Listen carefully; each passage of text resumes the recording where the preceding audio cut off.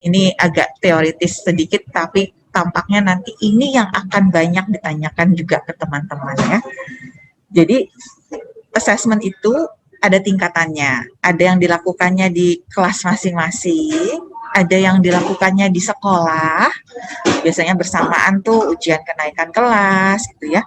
Kalau teman-teman ingat kalau dulu SMA, SMP, kelas 10, kelas 9 itu biasanya ada kelas paralel 9A sampai 9E. Kalau kita udah ngomongin ujian sekolah, 9A sama 9E dikasih jadwalnya bareng gitu ya. Penugasannya sama. Itu yang disebut assessment tingkat satuan pendidikan. Tapi ada juga yang namanya assessment nasional yang dilakukannya di tingkat nasional. Saat ini 2021 adalah pertama kalinya ada assessment nasional yang dilakukan bersamaan secara terstandar oleh pemerintah untuk semua SD. Biasanya SD itu kalau melakukan assessment itu koordinasinya di provinsi, di kabupaten kota, begitu ya. Tidak pernah yang seragam untuk seluruh SD di Indonesia, dan itu mencapai hampir 150.000 SD. Jadi ini adalah tahun breakthrough, tahun pertama kali ada program assessment dari pemerintah yang terstandar untuk seluruh SD. Nah, apa yang ditanyakan atau apa yang di-assess di dalam assessment nasional itu adalah literasi membaca dan numerasi. Ini saya hanya memberikan gambaran ke teman-teman, saat ini banyak kepala sekolah, banyak guru di jenjang SD yang resah dengan program asesmen nasional. Mereka khawatir nanti nilainya jelek, kemudian sekolahnya nanti terancam dinilai jelek oleh dinas, nanti bisa jadi ada konsekuensi ke guru, ke kepala sekolah. Sehingga mereka sangat mempelajari asesmen nasional. Kalau bahasanya Pak Menteri itu drilling gitu ya, kayak bimbling, membimbelkan apa itu yang di-assess di assessment nasional. Jadi kalau setiap kali pembelajaran yang diomongin literasi membaca, numerasi, karena IPA nggak di-assess oleh pemerintah, jadi nggak terlalu diomongin, nggak terlalu disentuh gitu ya. Karena PPKN tidak di-assess oleh pemerintah, fokusnya nggak ke sana. Jadi semua itu banyak sekali yang mencoba mengalihkan fokus upaya dan konsentrasinya ke asesmen nasional.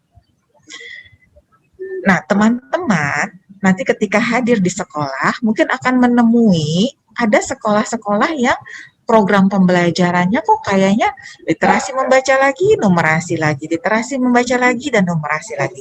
Kalau teman-teman menawarkan untuk mengakses muridnya, jatuh-jatuhnya selalu format soal yang seperti ada di AKM, asesmen kompetensi minimum, itu nama asesmen dari nasional di SD nanti ya. Nah, ini yang perlu nanti teman-teman klarifikasi bahwa asesmen nasional itu memang merupakan salah satu cara pemerintah mendapatkan informasi mengenai capaian dari setiap sekolah. Tapi ada yang lebih penting, apa itu yang lebih penting adalah asesmen tingkat kelas.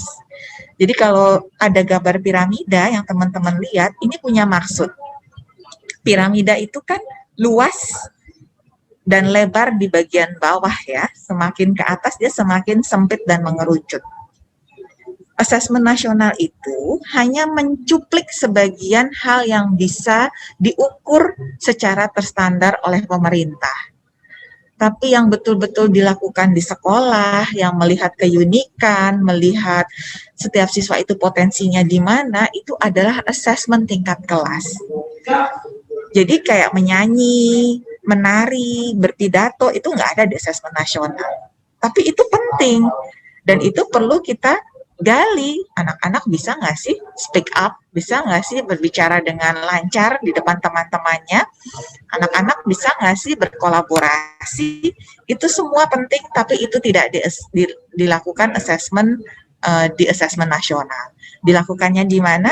Di assessment tingkat kelas. Jadi saya harapkan teman-teman ditugaskan ke SD-SD ini memberikan nuansa yang berbeda di assessment tingkat kelas. Ketika asesmen tingkat kelasnya ini komplit, lengkap, akan diakses apapun oleh pemerintah, itu insya Allah sekolah akan siap. Tapi kalau sekolah hanya menyiapkan asesmen nasional saja, tidak sampai menyentuh semua aspek yang seharusnya di-cover oleh asesmen tingkat kelas, maka sebenarnya kita membekali murid-murid kita dengan kompetensi yang sangat sempit, kompetensi yang ada di kerucut ini, tidak yang sifatnya fundamental yang ada di bawah piramida, gitu ya. Nanti saya akan memberikan link untuk teman-teman sehingga teman-teman tahu apa itu asesmen nasional. Jadi kalau ada guru kepala sekolah yang ingin menyiapkan asesmen nasional, teman-teman juga bisa masuk memberi peran di situ. Tapi sekali lagi alas dari piramida itu adalah asesmen tingkat kelas, bukan asesmen nasional, ya. Nah, jadi untuk yang asesmen tingkat kelas itu yang seperti apa? Yang memberikan fleksibilitas waktu dan jadwal, yang mengakomodir siswa itu unik apa enggak. Ada siswa yang mungkin kalau disuruh nulis, pilih soal pilihan ganda dia grogi, keringetan gitu ya. Tapi kalau disuruh berbicara depan kelas sangat berani, gitu. Atau ada anak yang sangat lincah gitu. Jadi kalau diasas dengan sesuatu yang sifatnya harus bermain peran, berlomba dan lain-lain dia oke banget, tapi kalau disuruh duduk manis ngarang dia nggak akan bisa. Nah, bagaimanakah memberikan cara yang berbeda dan unik itu melalui asesmen tingkat kelas.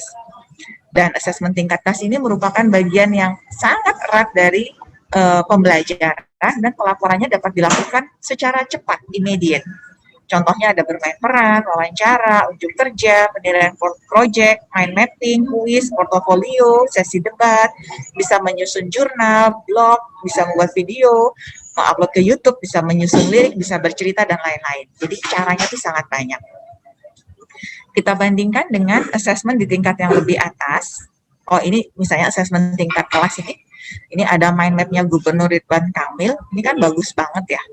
Bagaimana seseorang itu mengungkapkan apa yang dia pikirkan dalam bentuk chart sehingga orang bisa paham apa yang dia pikirkan secara visual. Tapi yang seperti ini tidak mungkin dilakukan di asesmen nasional, karena kalau dilakukan di asesmen nasional melayani 150.000 SD dengan 5 juta siswa, itu yang akan nyekor siapa gitu ya. Yang akan memberikan nilai ini benar, ini salah itu siapa. Maka ini tidak di-assess di asesmen nasional. Tapi ini penting di asesmen tingkat kelas. Dan siapa yang bisa melakukan di tingkat kelas? Bapak, Ibu guru, dan teman-teman sekalian. Jadi teman-teman sekalian silahkan mengeksplor kreatif dan inovatif untuk memastikan kualitas dari asesmen tingkat kelas itu betul-betul menyiapkan anak kita menjadi anak yang berkarakter, yang memiliki kebiasaan baik, pola pikir yang maju, growing mindset, dan sekaligus menjadi sosok pembelajar sepanjang hayat.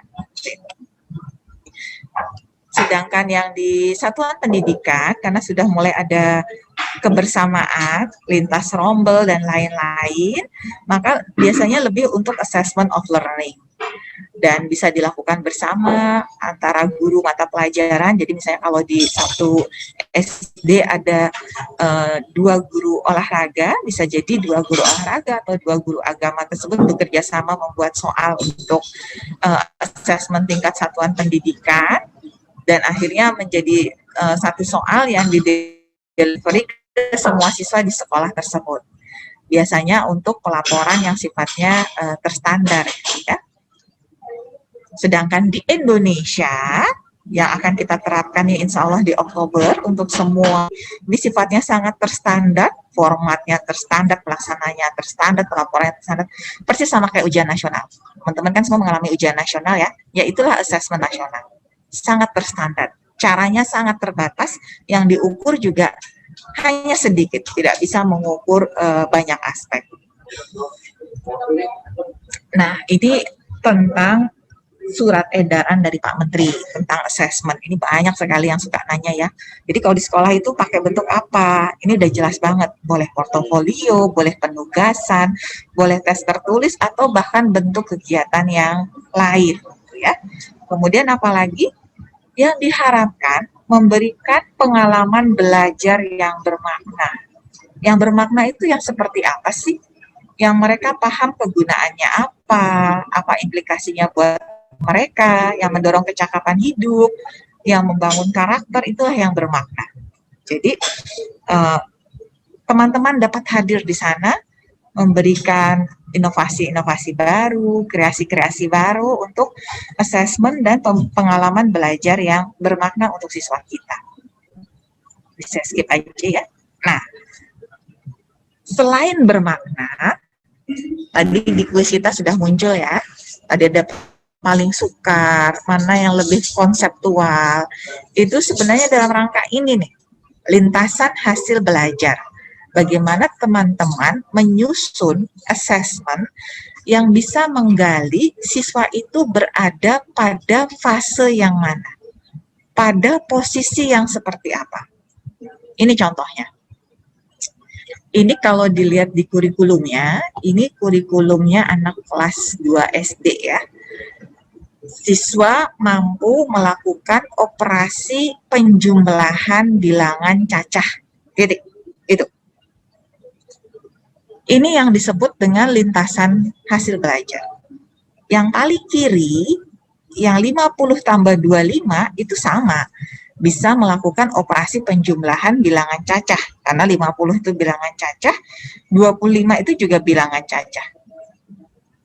Tapi kalau hanya itu yang kita tanyakan kepada siswa, bisa jadi siswa itu sangat terampil untuk menjumlahkan, tapi dia tidak tahu bagaimana menerapkan. Paham ya? Tadi kan saya sempat berpesan showing and tell. Showing itu menunjukkan apa manfaatnya, apa kegunaannya, dengan itu mereka bisa apa, kemudian kita telling. Nah, 50 tambah 25 ini adalah telling. Gimana sih caranya menjumlahkan? Bagaimana sih formula matematikanya? Oh, tambah itu simbolnya cross, sama dengan itu simbolnya 2 garis. Itu telling. Tapi kita juga perlu showing ke mereka. Gunanya apa? Di assessment pun ada levelingnya. Ada assessment yang hanya menunjukkan mereka tahu, ada assessment yang menunjukkan mereka paham, mampu menggunakan, ada assessment yang menunjukkan mereka bisa bernalar dengan ilmu yang mereka pelajari. Oh, teman-teman lihat, dari yang paling kiri ke paling kanan, semakin ke kanan, level berpikir anak-anak itu semakin tinggi. Penerapannya semakin advance. Penguasaannya semakin komprehensif. Karena apa? Misalnya ya, satu pertanyaan di sebelah 50 tambah 25, petani A memanen 50 butir jeruk, petani B memanen 25 butir jeruk. Berapakah jumlah seluruh jeruk yang dipanen? Dia sudah tahu aplikasinya. Oh, penjumlahan itu misalnya panen 2 kali itu dijumlahkan, gitu ya. Atau ada penumpang naik ke dalam bus, ada penumpang lain naik, itu berarti dijumlahkan. Itu sudah mulai penerapan. Lebih advance daripada 50 tambah 25. Tapi bandingkan dengan pertanyaan yang keempat. Badu menggunakan kalkulator miliknya untuk menjumlahkan angka 50 tambah 25. Tetapi tombol 5 pada kalkulator Badu rusak. Bilangan apa sajakah yang dapat digunakan Badu untuk memperoleh hasil yang sama dengan 50 tambah 25? Di sini, tidak mungkin anak bisa menjawab benar kalau dia tidak bisa menjawab 50 tambah 25 sama dengan berapa. Dia harus menguasai konsep lebih dari sekedar 50 tambah 25. Dia harus memahami prerequisite-nya. 50-nya nggak bisa pakai angka 5, 25-nya nggak bisa pakai angka 5. 50 tanpa angka 5 itu bisa 20 tambah 30 gitu ya. 25 tambah angka 5 itu bisa 12 tambah 13. Sepanjang tidak menggunakan angka 5, masih bisa menjumlahkan 50 tambah 25. Nah, sekarang pertanyaan saya ke teman-teman nih. Nanti dijawab iya atau tidak ya. Teman-teman menginginkan adik-adik kita di SD itu hanya berfungsi sebagai kalkulator yang bisa menjumlahkan 50 tambah 25, atau inginnya teman-teman kita, adik-adik kita di SD, itu bisa menjadi seorang yang berpikir lebih dari sekedar menghitung rutin, yang bisa mendeteksi masalah, yang bisa menjadi problem solver, Yang mana yang teman-teman harapkan? Yang pertama atau yang kedua? Rasa-rasanya sih semua inginnya yang kedua ya. Karena teman-teman inginnya yang kedua, bagaimana generasi Indonesia adalah generasi emas yang merupakan seorang problem solver, jadi jangan bertanyanya selalu 50 tambah 25 gitu. Bertanyanya sampai yang advance dong, sampai yang ada masalahnya si Badu gitu ya. Syukur-syukur sampai mendorong anak kita tuh betul-betul menjadi seorang pemberi saran, pemberi keputusan. Contohnya yang ini, Badu menggunakan kalkulator untuk menjumlahkan 50 tambah 25. Tapi tombol 5 pada kalkulator Badu rusak. Badu bermaksud meminjam kalkulator Ali. Ali mengatakan bahwa Badu tetap dapat menggunakan kalkulator rusak miliknya. Apakah Ali benar? Jelaskan alasan. Jadi untuk menjawab soal yang paling kanan, otomatis dia bisa menjawab soal yang sebelah kirinya. Tetapi di yang paling kanan, dia harus sampai berargumen, mengkomunikasikan. Jadi tidak hanya sekedar teman-teman menyampaikan materi, tapi pastikan bahwa materi itu tersampaikan, dan lebih lanjut lagi, murid mampu berkomunikasi dengan materi yang sudah dia pahami. Seperti apa komunikasinya? Ini contohnya. Bisa mengatakan bahwa Ali itu benar, kenapa Ali itu benar, alasannya bagaimana. Itulah mampu berkomunikasi dengan ilmu yang sudah kita delivery kepada dia. Sampai di sini ada pertanyaan? Biar nggak suara saya doang nih.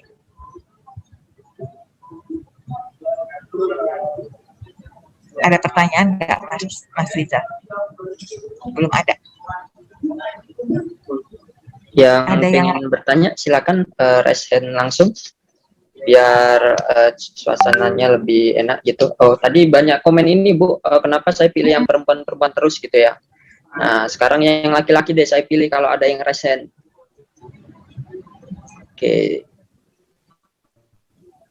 Minta tolong Mas Dimas atau Mbak Aprida untuk dipilih.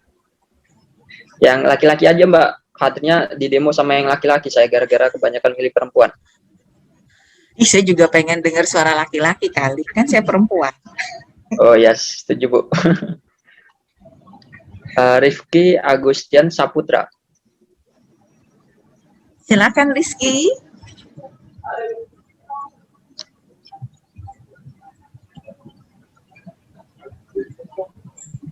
Rizky sudah bisa?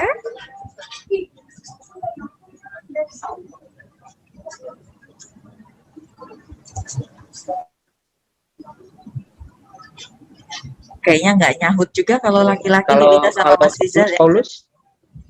Paulus, Rizky, silahkan.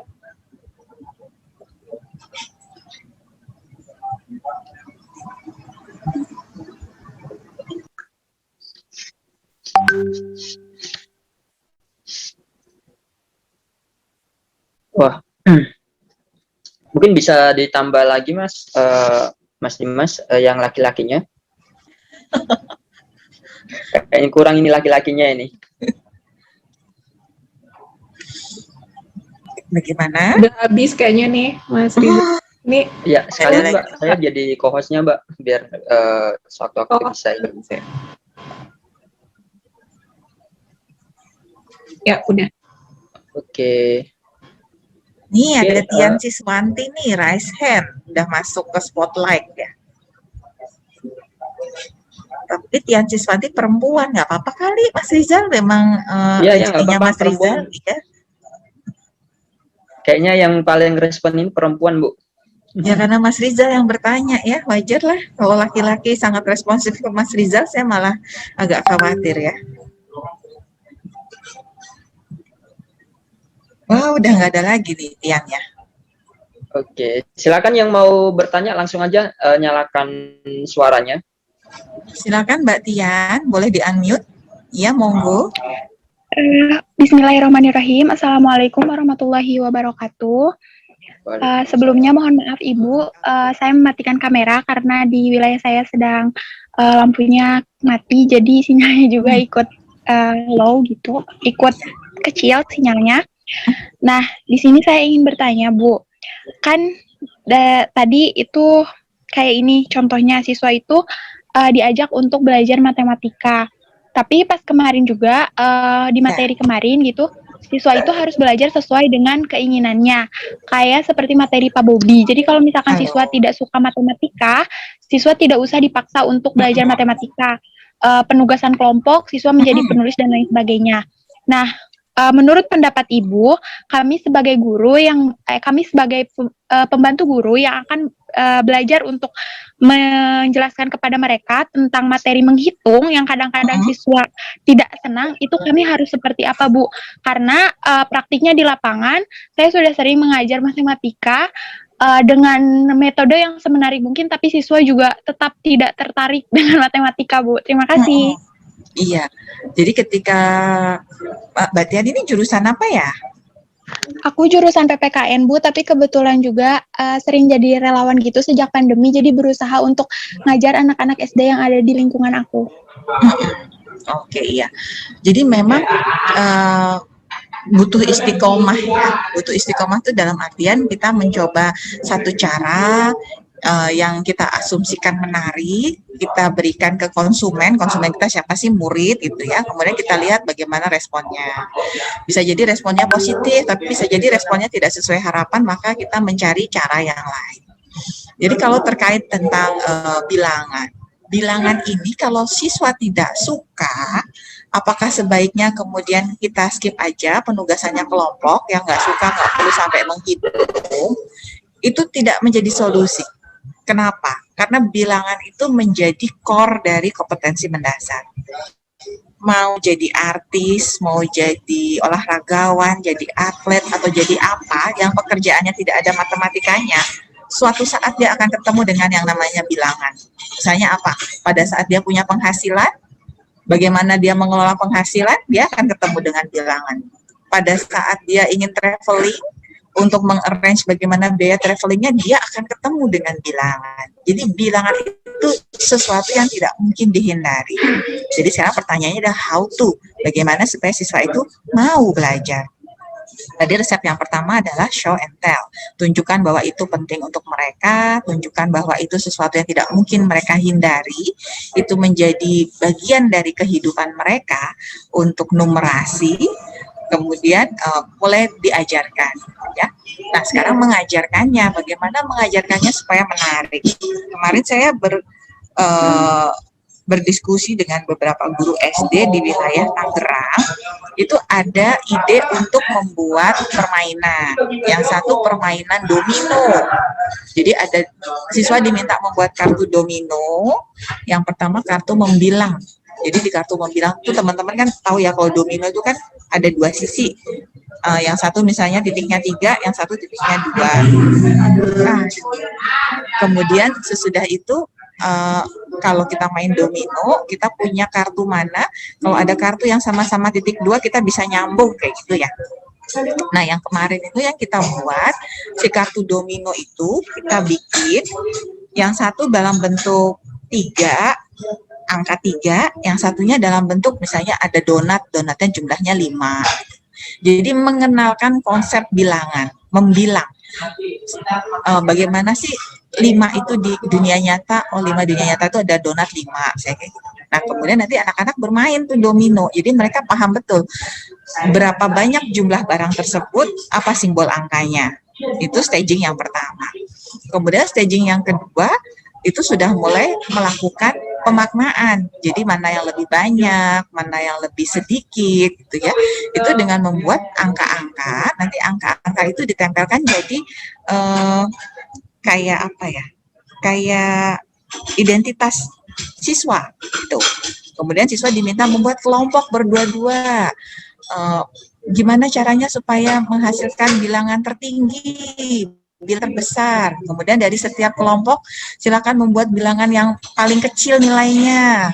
Kemudian tiap kelompok berbaris sesuai urutan mana yang paling besar ke paling kecil. Jadi itu adalah upaya-upaya untuk mengenalkan konsep bilangan mampu memaknai bilangan, mengurutkan bilangan, sampai melakukan komputasi bilangan, tapi melalui permainan. Tapi memang yang seperti ini ketika menjadi daring itu tantangannya jauh luar biasa ya. Daring itu memang aktivitas seperti ini agak sulit, tapi kalau dengan tatap muka menjadi lebih mudah. Dan saya tidak punya resep pasti dengan cara ini siswa jadi engage, dengan cara ini siswa jadi suka matematika, itu rasanya tidak ada rumus pastinya. Pakai cara ini pasti siswa jadi senang matematika, enggak. Tapi yang pasti adalah semakin teman-teman istiqomah berupaya, rasanya hasil itu menjadi semakin dekat gitu ya. Jadi tidak putus asa, tidak mudah menyerah, selalu mencoba, dan yakin bahwa niat baik kita itu akan selalu ada yang menolong, itu rasanya perlu menjadi keyakinan kita bersama. Kalau masalah metode-metode, cara-cara itu rasanya banyak banget, yang bisa dieksplor juga banyak. Tadi hanya salah satu cara, ada juga permainan ular tangga. Permainan ular tangga itu bisa mengenalkan konsep bilangan sekaligus menumbuhkan karakter tuh. Misalnya ular tangga bilangan 1 sampai 99. Karena kalau anak SD itu kelas 2 kelas 1 tuh sampai 2 digit ya, 99. Ular tangganya dikasih angka 1 sampai 99. Kemudian nanti misalnya tentang apa? Karakter kejujuran. Kalau dia menemukan uang, kemudian dia mengembalikan, dia boleh naik 15 langkah. 15 itu kan berarti menjumlahkan. Sebaliknya kalau dia ketahuan nyontek, maka dia turun 20 langkah. Itu tentang bilangan. Cara pembelajarannya melalui permainan anak tangga.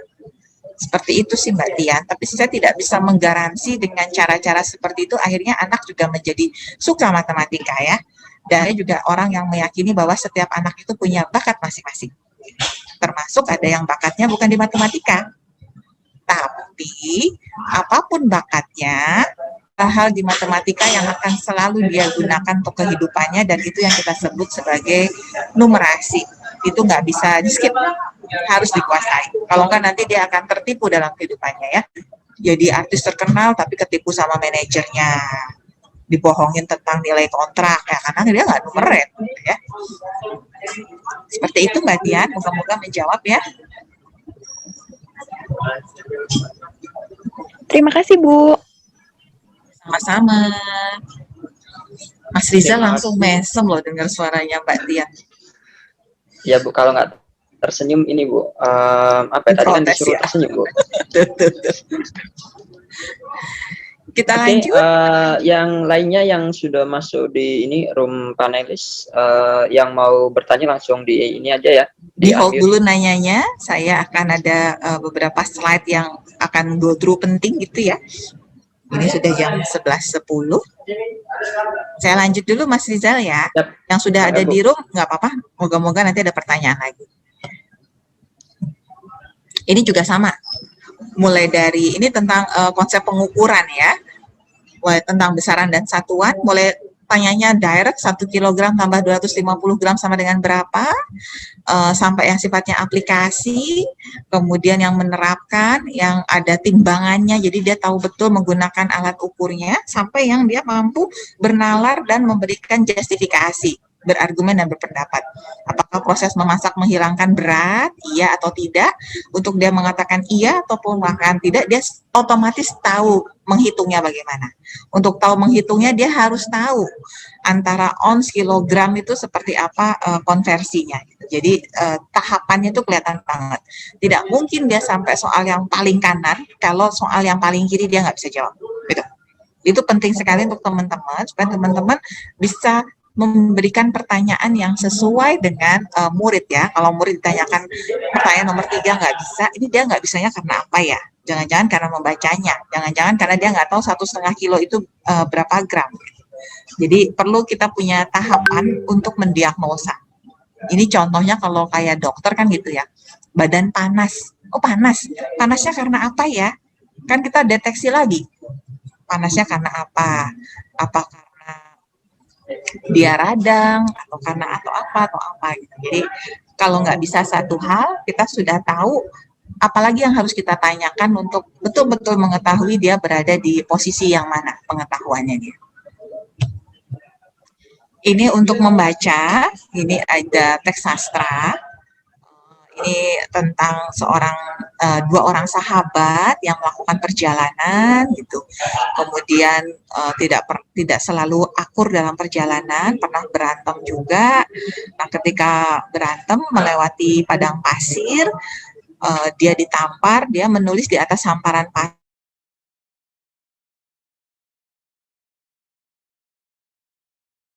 Suatu saat dia tergelincir, dan ketika tergelincir itu ternyata teman yang tadi menampar itu menolong dia, dan akhirnya dia menulis saat ini, tapi menulisnya di atas batu. Dia tulis, hari ini teman baikku menyelamatkan nyawaku. Dan kemudian temannya bertanya, kenapa kok ketika aku menampar kamu, menyakitimu, kamu nulisnya di atas pasir, tapi saat aku membantu, kamu mengukirnya pada batu. Kemudian dia menjawab, karena kalau menulis di atas pasir itu mudah terhapus oleh sapuan angin, sedangkan mengukir di atas batu tidak mudah hilang oleh terpaan angin kencang sekalipun. Jadi ceritanya pendek, singkat, tapi maknanya mendalam ya, inspiring. Jadi saya juga meminta teman-teman punya waktu yang pendek, 3 bulan, tapi yang menginspirasi. Tidak perlu banyak inspirasi, cukup satu, tapi satunya ini satu yang mendalam, yang tidak mudah hilang oleh terpaan angin. Itu cuma message saya yang lain. Tidak tentang assessment-nya gitu ya. Tapi apa nih lintasannya? Jadi persis sama kayak tadi. Yang di contoh kuis, yang tadi ada Dian kebingungan dengan Nana, itu sebenarnya lintasan hasil belajar. Mulai dari menanyakan apa, siapa, kemudian mulai memahami mana yang sesuai, mana tidak sesuai, mana yang menjadi kesimpulan, mana yang menjadi perubahan cerita gitu. Sampai akhirnya mampu menyusun inferensi dan akhirnya bisa merefleksi dan mengaitkan dengan hal lain. Di sini dikaitkan dengan pantun.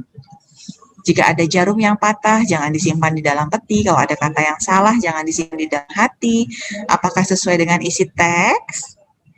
Kalau sesuai, berikan bagian dari isi teks yang mendukung jawabanmu. Kalau tidak sesuai, berikan juga bagian dari isi teks yang mendukung jawabanmu. Jadi kita memiliki strategi untuk bertanya dari yang paling sederhana sampai yang kita rasakan ini betul-betul menunjukkan murid saya mahir, murid saya kompeten. Ya. Jadi ada lintasan pertanyaan. Nah, ini yang sisi menariknya untuk teman-teman mampu menginspirasi. Jadi teman-teman kan kemarin ada belajar tentang modul belajar literasi dan numerasi ya. Di salah satu contoh modul kelas 5 untuk minggu kedua, di sini disebutkan bahwa di modul itu mengakses KD dari mata pelajaran PJOK dan Bahasa Indonesia. Gitu. Kemudian aktivitasnya apa sih? Ternyata aktivitas untuk bisa mengukur PJOK dan Bahasa Indonesia itu di sini diminta dengan orang tuanya, mereka bertanya kepada orang tua, permainan apa yang menjadi favorit orang tua ketika masih berusia dengan siswa kita. Kemudian siswa diminta membuat daftar pertanyaan tentang permainan tersebut, lalu mencoba melakukan permainan bersama dengan orang tuanya, sehingga ada PJOK-nya dan juga ada bahasa Indonesianya. Jadi ini menarik sekali, ada satu tugas, tapi di tugas itu kita bisa melihat bagaimana capaian mereka di pelajaran penjas orkes, tapi sekaligus juga melihat bagaimana pemahaman mereka tentang bahasa Indonesia. Tapi sebenarnya disentuh sedikit saja dengan inovasi yang sedikit saja, teman-teman bisa menambahkan hal yang lain. Hal yang lain itu apa? Di sini ada kompetensi matematika. Di kompetensi matematika yang ada di kurikulum di kelas 5 SD, di sini ada kompetensi dasar, menganalisis data yang berkaitan dengan diri peserta didik atau lingkungan sekitar, serta cara pengumpulannya. Kemudian mengorganisasikan dan menyajikan data yang berkaitan dengan diri peserta didik dan membandingkan dengan data dari lingkungan sekitar. Nah, ini kan sebenarnya bertanya kepada anggota keluarga itu termasuk data ya. dulu suka permainan apa, permainannya itu apakah bisa dilakukan di luar rumah, apa di dalam rumah, apakah menggunakan bola atau tidak, itu kan data. Nah, sekarang pertanyaannya untuk bisa menjadi kumpulan data, berarti penugasan yang tadi sudah ada di modul literasi membaca dan numerasi, yang sebenarnya diminta hanya mewawancara satu anggota keluarga, sekarang kita tambahkan.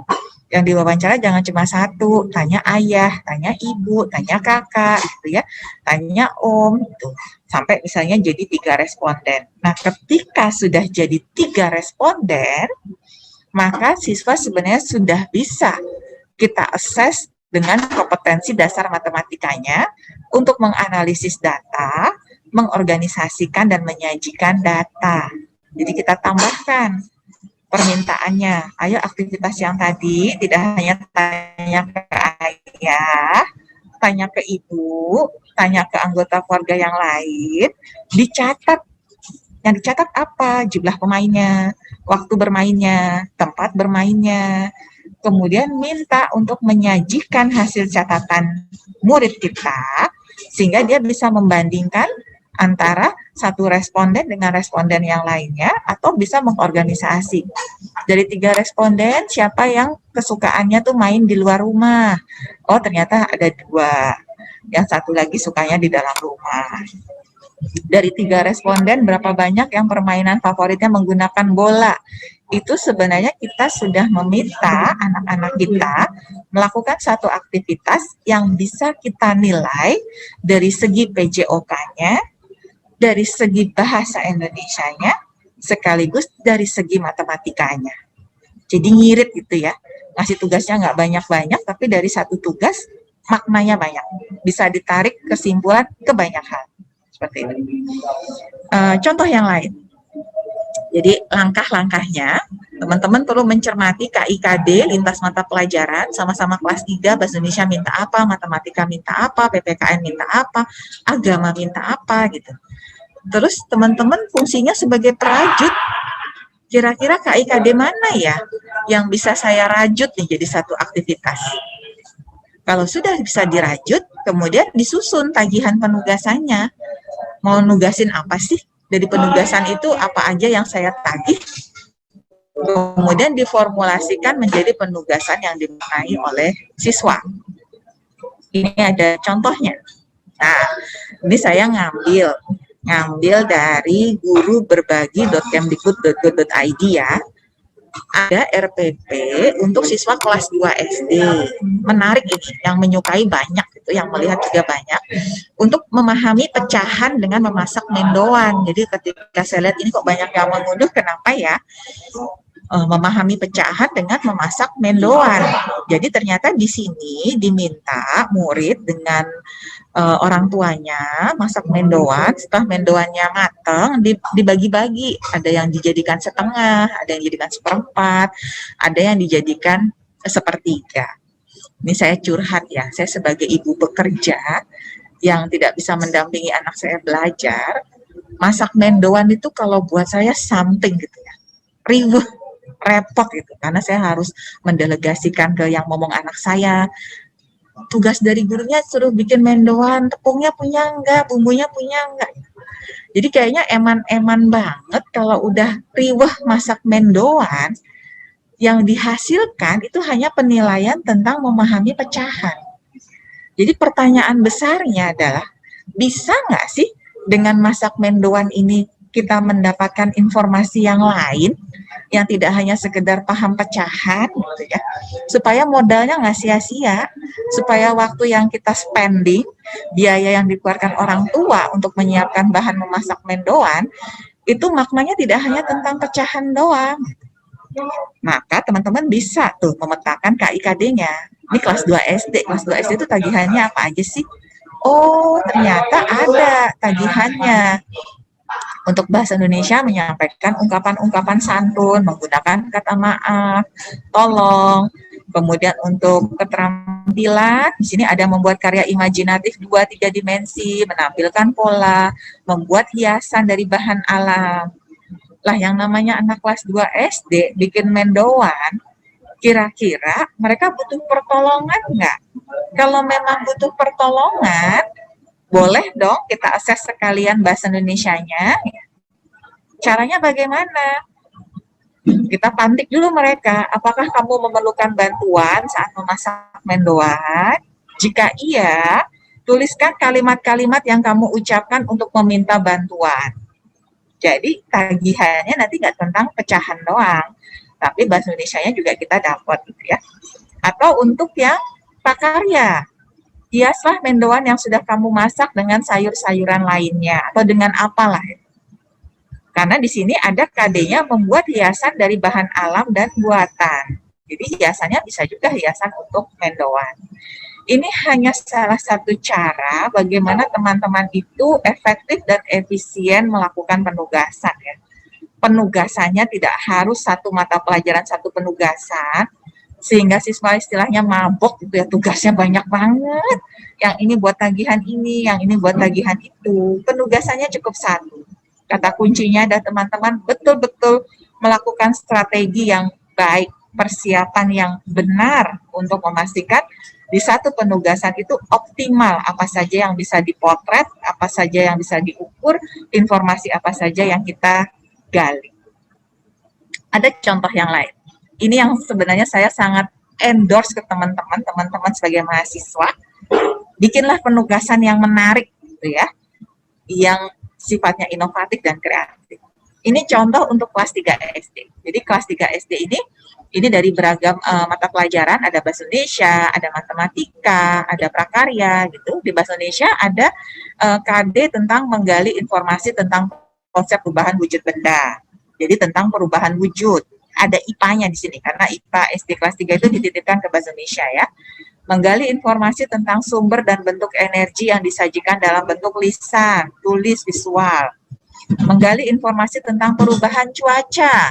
Jadi ada perubahan cuaca, perubahan bentuk energi, perubahan wujud benda. Gitu. Di matematika, di sini ada menjelaskan sifat operasi bilangan cacah. Menjelaskan bilangan cacah pecahan sederhana, setengah, sepertiga, seperempat. Menyatakan suatu bilangan sebagai selisih, hasil kali, hasil bagi, mengeneralisir ide pecahan, menjelaskan dan melakukan penjumlahan sampai 6, ada 6 KD. Prakarya dan seninya membuat karya dekoratif, menampilkan bentuk dan variasi irama melalui lagu, meragakan dinamika gerak tari, membuat karya dengan teknik potong, lipat dan sambung. Jadi ini KIKD yang diamanahkan untuk dikuasai siswa kelas 3. Bagaimana pertanyaannya? Bagaimana teman-teman membuat suatu aktivitas penugasan yang sekali mengerjakan bisa mengukur bahasa Indonesianya, matematikanya, prakarya dan seninya. Ini contohnya. Mengamati jumlah batu es yang mencair dan dapat dilepaskan dari cetakan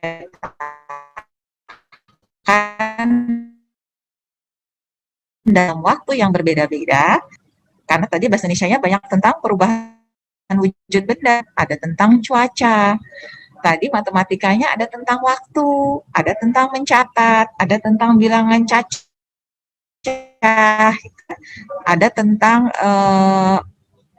pecahan, menjumlahkan, mengurangi.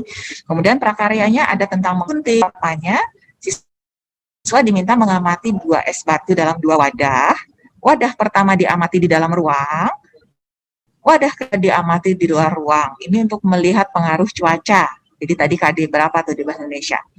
Kemudian siswa menghitung waktu, ada 5 menit, ada 10 menit, ada 15 menit. Siswa mencatat jumlah es batu yang mencair. Ini matematikanya nih. Kemudian dari jumlah es batu yang mencair itu dicatat, kemudian diminta untuk membuat jam tiruan, menggunting, melipat, dan lain-lain. Akhirnya menyajikan simpulan pengamatan dengan menghitung es batu yang lepas antar waktu. Seperti apa supaya tidak bingung? Kita berikan ilustrasinya. Jadi ada wadah, ada es batu. Ini yang akan satu ditaruh di luar, satu di dalam ruangan. Kemudian dihitung berapa banyak yang mencair. Untuk mencatat mana 5 menit, 10 menit pakai origami jam buatan untuk karya dekoratifnya, begitu ya. nanti dibuatkan tabel untuk pencatatannya gitu. Jadi di luar, di dalam 5 menit berapa banyak yang mencair, 10 menit berapa banyak, 15 menit berapa banyak yang mencair. Kemudian menghitung selisih bilangan cacah tadi kan. Jadi selisih yang mencair antara di dalam ruangan dengan di luar ruangan seperti apa. Pecahan. Jadi berapa banyak yang mencair dalam bentuk pecahan. Itu semua bisa ditanyakan. Sekaligus melatih anak untuk thinking as a scientist ya. Mengamati, mengobservasi, mencoba, meragui, doubting gitu. Emang iya ya, ini karena di luar makanya jadi cepat mencair. Ini kalau di luarnya saya taruhnya di siang hari dengan di pagi hari, kira-kira sama apa enggak ya? Jadi ketika anak itu mulai doubting, meragui, questioning, bertanya, itu sebenarnya teman-teman berhasil membuat anak-anak kita menjadi pembelajar sepanjang hayat. Melalui penugasan yang bagaimana?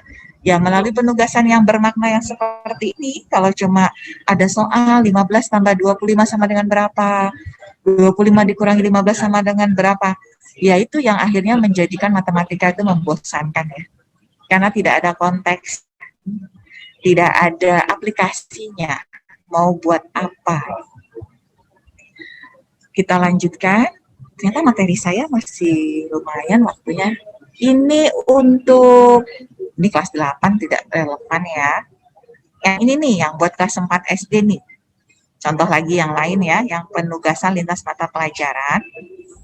Jadi di sini ada satu RPP dari seorang guru untuk yang saya download di Guru Berbagi. Ini untuk kompetensi dasarnya menghubungkan gaya gerak, menyajikan hasil percobaan tentang hubungan antara gaya dan gerak. Kemudian aktivitasnya ngapain? Di sini kita siswa bisa melakukan percobaan, membuktikan perbedaan gaya dan gerak. Kemudian dia bisa melakukan presentasi, gitu ya. Jadi di sini diminta berpasangan dengan orang tua untuk melakukan percobaan gaya dan gerak.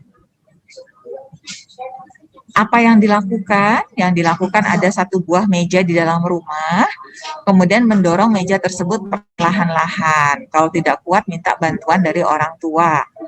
Kemudian mejanya didorong, ditarik. Tidak kuat, minta bantuan orang tua. Kemudian mengamati apa yang terjadi. Jadi ada pertanyaan, apa yang terjadi saat meja didorong, kemana arah meja saat didorong, bagaimana ketika ditarik, kemana arah saat ditarik. Seperti itu. Untuk menghasilkan nilai tentang IPA. Ya. Sekarang pertanyaannya, bisa nggak sih ada satu percobaan tentang gaya dan gerak, tapi nilainya nggak cuma nilai IPA, nilainya bisa nilai berbagai mata pelajaran. Nah, ini contohnya. Di IPA yang terkait dengan gaya dan gerak, memang betul ada menghubungkan gaya dengan gerak, ada menyajikan. Tapi di bahasa Indonesia ternyata ada kompetensi untuk membandingkan teks petunjuk, menyajikan petunjuk penggunaan. Nah, petunjuk ini kan bisa petunjuk percobaan juga dong, karena percobaan menggunakan alat, ya. Di matematika, di sini ada menjelaskan dan melakukan pembulatan hasil pengukuran ke panjang dan berat terdekat. Di seni ada menggambar dan mengetahui gambar dan bentuk 3 dimensi, bisa menggambar dan membuat bentuk 3 dimensi. Di olahraga bisa melakukan berbagai aktivitas kebugaran jasmani yang berupa daya tahan, kekuatan, kecepatan, dan kelincahan. Jadi ini semua adalah kompetensi yang diharapkan muncul di siswa kelas 4 SD. Bisa nggak kita bikin satu aktivitas yang mengukur semuanya, gitu ya? Jadi ini contohnya. Bayangannya kalau saya suka exercise, mau dong bikin alat exercise gitu ya. Jadi ada botol plastik bekas, ukurannya yang sama, disiapkan ada kertas bekas, ada air, ada kerikil, kemudian setiap 2 botol diisi dengan kertas, ada 2 botol lain dengan air, ada 2 botol lain dengan kerikil. Ada alat. Alatnya di sini salah satunya ada timbang, penggaris, ada timer gitu ya, ada alat tulis untuk mencatat. Untuk menimbang botol, dicatat dalam ons. Kemudian tadi matematikanya apa? Bisa membulatkan ke yang terdekat. Yang dicatat dalam ons itu, kemudian dibulatkan ke kilogramnya berapa. Ya. Kemudian untuk percobaan gaya, botolnya diletakkan di posisi tidur di satu sisi ubin, kemudian didorong hingga bergulir. Tadi matematikanya diminta untuk mampu mengukur panjang. Nah, maka ukur panjang lintasannya, dicatat, dibulatkan, gitu ya. Nah, kemudian tadi jadi ada botol yang lebih ringan karena isinya kertas, yang sedang karena isinya air, yang berat karena kerikil. Kemudian siswa bisa mencoba tiganya, dihubungkan dengan beratnya, dihubungkan dengan panjang lintasannya. Sekarang kalau dengan kesegaran jasmani, kan botol tadi dimaksudkan sebagai barbel. Jadi kalau dilakukan gerakan menggunakan barbel untuk exercise, untuk kebugaran jasmani, caranya mengangkat barbel seperti apa, kemudian siswa diminta bisa menggunakan pencatatan waktu. Tadi kan matematikanya ada tentang waktu ya, dihitung berapa kali bisa mengangkat setiap botol dengan gerakan pertama, dengan gerakan yang kedua, tapi waktunya dibatasi 2 menit. Diminta merekam, kemudian diminta memberikan testimoni apa yang dirasakan pada otot-otot lengannya. Gitu. Jadi ini adalah suatu cara merajut beberapa IKD menjadi sebuah aktivitas. Kemudian kita sediakan tabel pencatatannya, jadi ada botol A, B, C, D, E, F, isinya yang 2 itu kertas, yang 2 air, yang 2 kerikil, dicatat beratnya dalam ons, dibulatkan menjadi kilogram, digulirkan di ubin, dicatat panjangnya di sentimeter, dibulatkan jadi desimeter atau apapun, yang penting satuan panjang, kemudian diangkat botolnya, yang satu ke arah dada, yang satu sampai ke atas lengan, ya, dalam waktu 2 menit, dicatat berapa kali dia mampu mengangkat. Kemudian dilaporkan hasil percobaannya. Ketika melaporkan hasil percobaan secara runtun dan mudah dipahami, ini adalah tagih bahasa Indonesianya. Karena di bahasa Indonesianya ada kompetensi untuk menjelaskan langkah-langkah. Kemudian lengkapi gambar percobaanmu, langkah-langkah tersebut dengan gambar barbel plastik. Ini prakaryanya, karena di prakaryanya siswa diminta untuk mampu membuat gambar 2 dimensi dan 3 dimensi. Gitu ya. Kemudian lampirkan tabel pencatatan. Di tabel pencatatan sudah dibulatkan, baik beratnya maupun panjangnya. Jadi KI dan KD matematikanya untuk pembulatan berat dan panjang terpenuhi di sini. Disajikan informasinya dalam bentuk grafik, ini juga matematikanya. Kemudian ini tentang IPA-nya. Amati perubahan panjang antara botol A, C, dan E. Amati juga jumlah kali kamu mampu mengangkat botol A, C, dan E, yang isinya beda-beda, beratnya beda-beda.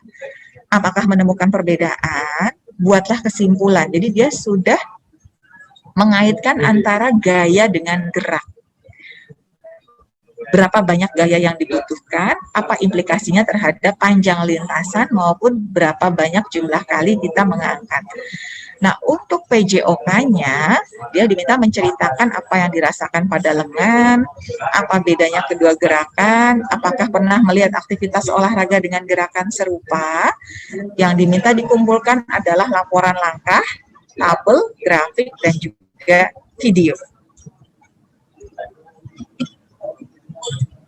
Jadi ini ada gerakan pertama, ya.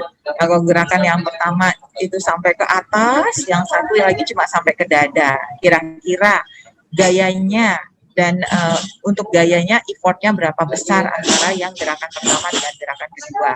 Apa implikasinya terhadap jumlah gerakan dalam 2 menit seperti itu ya. Dan banyak lagi ide-ide lain di mana siswa sebenarnya kita minta melakukan satu hal, dari satu hal itu kita bisa menagih banyak sekali tagihan dari berbagai mata pelajaran. Nah, yang seperti ini silakan teman-teman ya yang ditugaskan, saya sama-sama diterjunkan ke kelas 5 nih, atau teman-teman dalam satu wilayah ini bekerja sama. Yuk kita bikin satu penugasan proyek yang menarik yuk, yang siswa itu mencoba-coba, siswa itu bermain dengan alat-alat yang sangat terjangkau, yang sangat mungkin ada di semua rumah. Tapi siswa kita bisa akses baik dari matematikanya, IPA-nya, PPKN-nya, sikapnya, prakaryanya, bahasa Indonesianya, dan seperti itu. Ini rasanya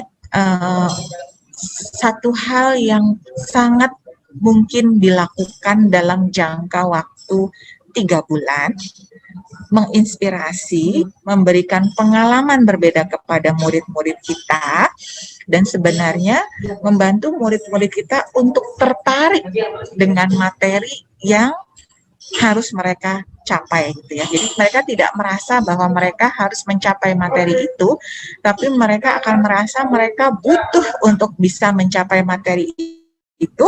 Kalau tidak, mereka tidak bisa menyelesaikan tantangan yang diberikan oleh teman-teman semua kepada adik-adik kita.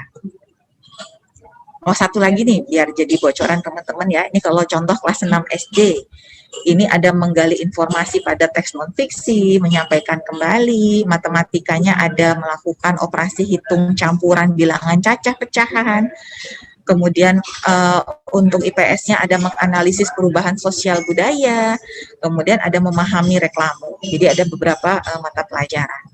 Bisa diberi trigger infografis yang terbaru gitu ya, yang sifatnya anak-anak kira-kira tertarik lah tentang mobile social, media user dan lain-lain seperti itu.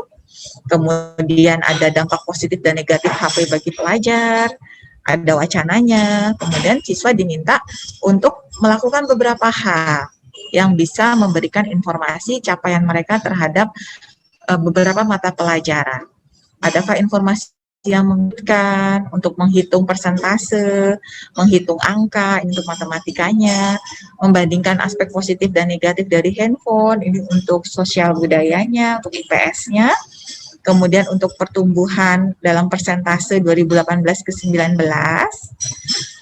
dalam bentuk reklame, jadi ini untuk tagihan prakaryanya.